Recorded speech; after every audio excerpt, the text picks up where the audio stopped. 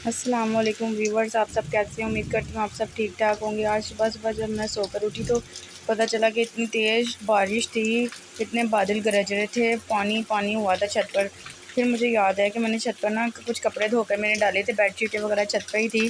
तो ना मैं इसलिए जल्दी जल्दी ऊपर छत पर भाग कर आई और फ़ौरन मैंने देखा कि ना मेरे तो जो सारी की सारी बेडशीटें और कुछ कपड़े जो रह गए थे, जो सूखे नहीं थे, वो मैंने तारों पर छोड़े हुए थे, वो ऊपर ही रह गए, ऊपर ही बारिश में भीग रहे थे।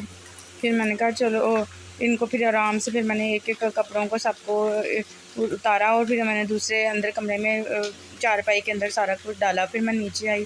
फिर इतने में मेरे हस्बैंड ने कहा कि ना आज मैंने ना लच्छा परांठा खाना है। मैंने कहा अच्छा चलो ठीक है, मैं लच्छे वाले परांठा बना लेती हूँ। उनके लिए मैं तो सादा ही बनाती हूँ।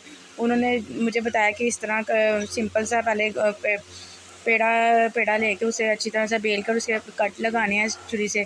फिर मैंने उनके बताए हुए तरीके से कट लगा रही थी। फिर वो जैसे उन्होंने मुझे बताते हैं कि मैंने वैसे ही उनके ये परांठे के लिए मैंने उसे अच्छी तरह से प्रिपेयर कर रही थी। फिर मैंने कट लगाया, फिर मैंने उसे रोल किया।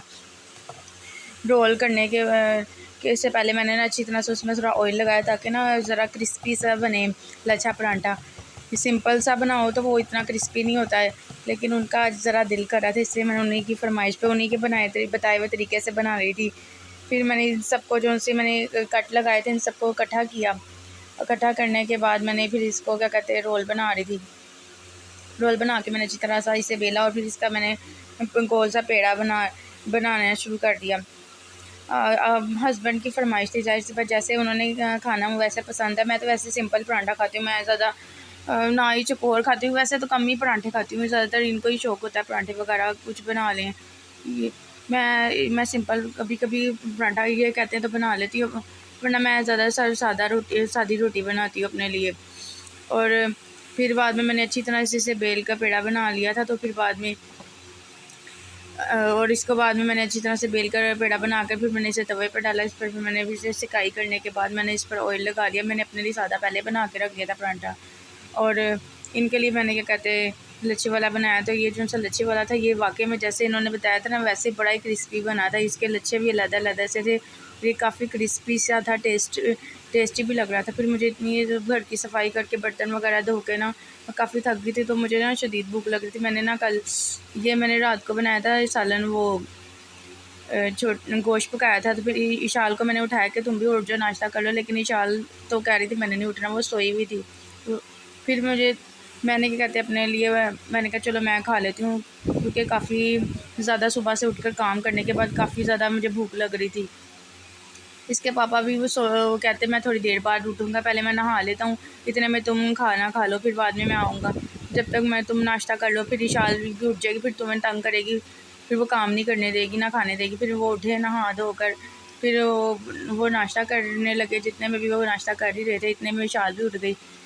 विशाल भी इधर उधर कमरे में फिर रही थी। फिर बाद में वो उसकी आदत है, वो भी जब अपना उसके पापा नाश्ता वगैरह कर रहे होते हैं तो वो पापा के पास आती है। थोड़ी बहुत वो खाना वैसे इतना शौक से खाती नहीं है, बस ये कि थोड़ी बहुत ये रोटी वगैरह या जो भी थोड़ी सी ये ले लेती है। और बाद में फिर अपनी फरमाइशी वो कहना शुरू हो गई कि ना मेरे लिए ये चीज़ें लेकर आना, वो चीज़ें लेकर आना। फिर वो चले गए अपने काम पर। उनके काम पर जाने के बाद दोपहर का टाइम था, तो फिर मैं 3 बजे उठी। मैंने इशाल को क्या कहते हैं रेडी किया, उसे अच्छी तरह से नहला धुला के उसे कपड़े पहना कर उसे क्या कहते हैं बैग में मैंने जैसे वो रोज़ जाती है चीज़ उसके बैग में कोई भी टॉफ़ी बिस्किट्स वगैरह स्नैक्स डाल दिए। वो चली गई। उसके बाद उसके पापा काम से वापस आए, उन्होंने कहा कि ना बारिश में भीगे हुए, तो वो कह रहे हैं मुझे ना समोसे वगैरह या पकोड़े वगैरह बना दो। मैंने कहा तो उस मैदा वगैरह और समोसों का तो सामान था नहीं, तो मैंने कहा चलो आलू पड़े हैं, मैं आपको फ्राइज़ बना देती हूँ। उन्होंने कहा चलो जल्दी जल्दी बना दो। फिर मैंने आलू वगैरह काट कर चिप्स बनाने लग गई। फिर मैंने फ्राइज़ वगैरह जल्दी से रेडी किए।